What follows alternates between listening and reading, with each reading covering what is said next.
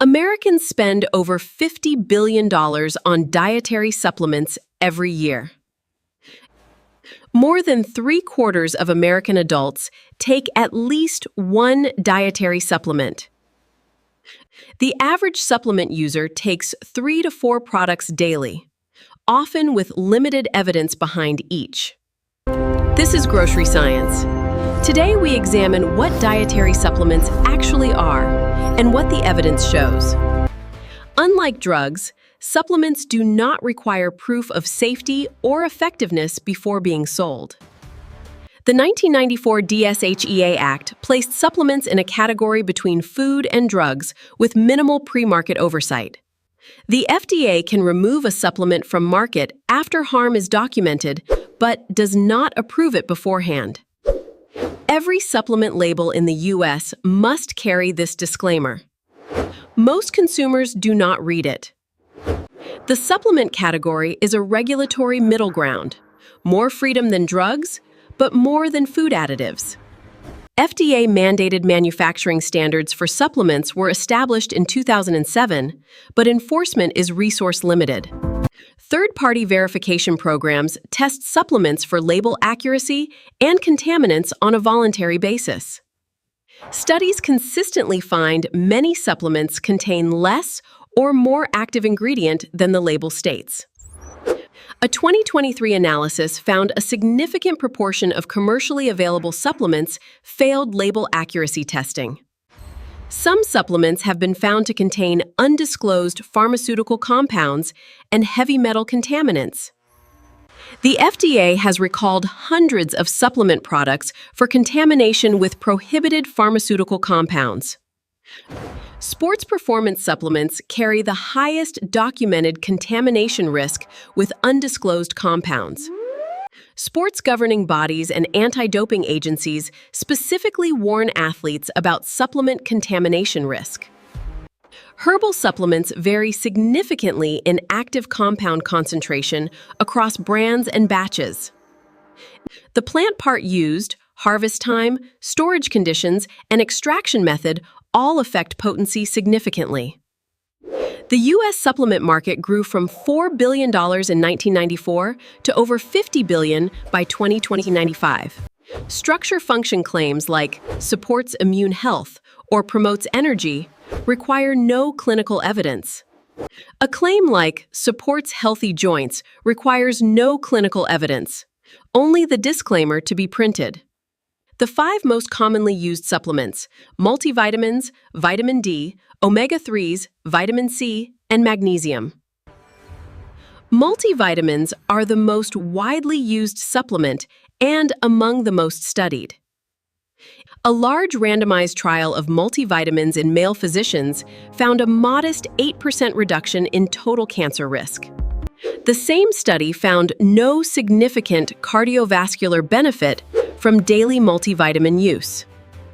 Benefit from multivitamins appears concentrated in people with genuine nutrient deficiencies, not the well-nourished. Vitamin D deficiency is widespread, estimated at over 40% of the U.S. adult population. Vitamin D has documented roles in calcium absorption, immune function, muscle, and brain health. The VITAL trial studied vitamin D supplementation in over 25,000 adults for 5 years. VITAL found no significant reduction in cancer incidence or cardiovascular events in the full study group. Subgroup analysis suggested possible cancer mortality reduction after year 2, but not as the primary outcome. Reference 11. Key distinction. Correcting vitamin D deficiency shows clear benefit. Supplementing adequate levels shows less. Omega-3s from fatty fish are among the most studied nutrients for cardiovascular health. The ASCEND trial studied omega-3 supplements in diabetic patients, a high cardiovascular risk population. ASCEND found a statistically significant but modest reduction in vascular events in the omega-3 group. The ST-RENKT trial of high-dose omega-3 was terminated early. No cardiovascular benefit was found. Omega-3 trial results are inconsistent. Dose, triglyceride baseline, and omega-3 form differ significantly. Different omega-3 forms have meaningfully different bioavailability. Trial results are not interchangeable. Evidence for cardiovascular benefit from fish consumption is stronger than evidence for fish oil capsules. The evidence strongly supports adequate vitamin C intake. Evidence for high-dose supplementation is much weaker. A Cochrane review of 29 trials found vitamin C supplementation does not prevent colds in the general population. Vitamin C supplementation reduced cold duration by approximately 8%, about half a day to 1 day. Most Americans already meet the 90 milligrams daily vitamin C requirement through diet. Supplementation adds little. Magnesium deficiency is among the most common nutrient deficiencies in the U.S. adult population. Magnesium is a cofactor in over 300 enzymatic reactions. Deficiency has wide-ranging effects. Magnesium supplementation shows modest blood pressure reduction in hypertensive individuals. Magnesium glycinate and citrate are significantly better absorbed than the cheaper magnesium oxide form. Calcium supplementation has produced unexpected findings, including possible cardiovascular risk at high doses.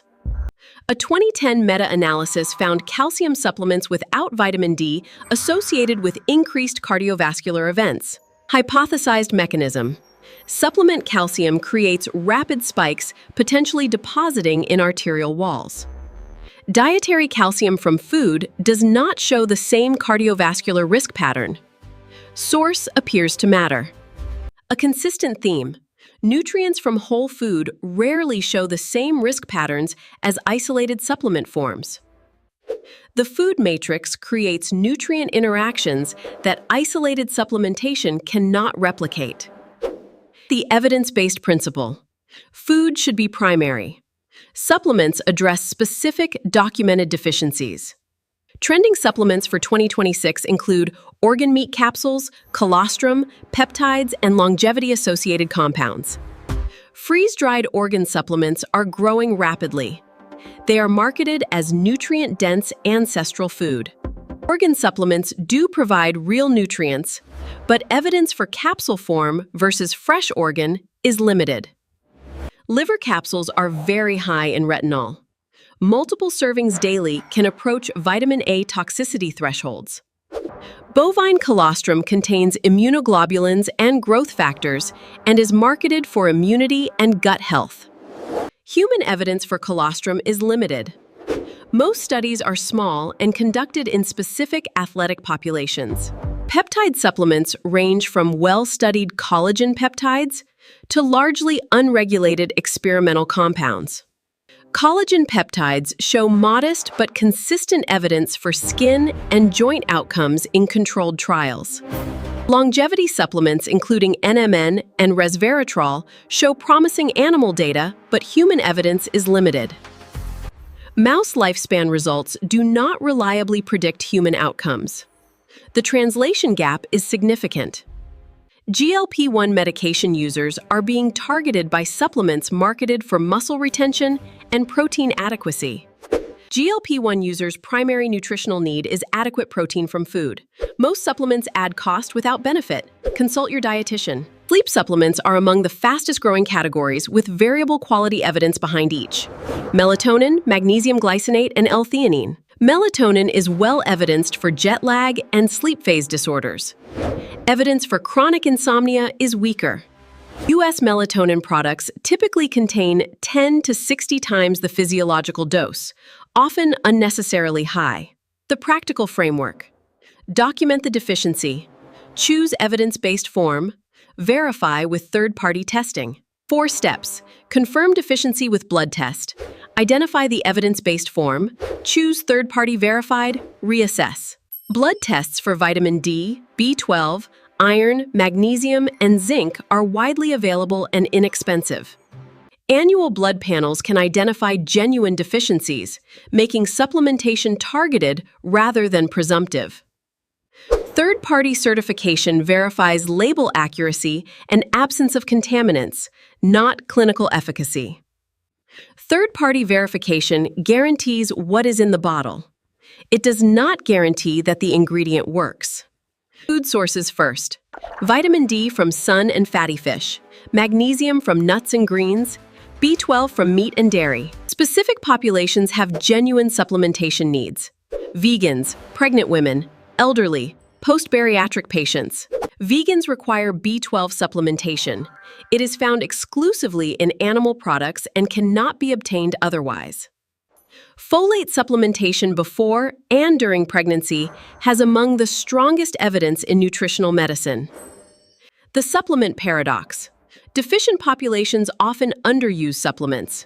Healthy populations overuse them. Supplements can interact with medications, including fish oil with blood thinners and calcium with thyroid medication. Always inform your pharmacist and physician about supplement use. Interactions are underreported and real. $50 billion in annual supplement spending, much of it without documented individual deficiency or benefit. Between the source ingredient and the consumer is a supply chain where quality control is largely voluntary. The evidence supports 4 principles: food first, document deficiency, choose evidence-based forms, verify quality. Some supplements work in specific populations with the right product and verified quality. Context is everything. At Grocery Science, we follow the evidence wherever it leads, including when it complicates simple narratives.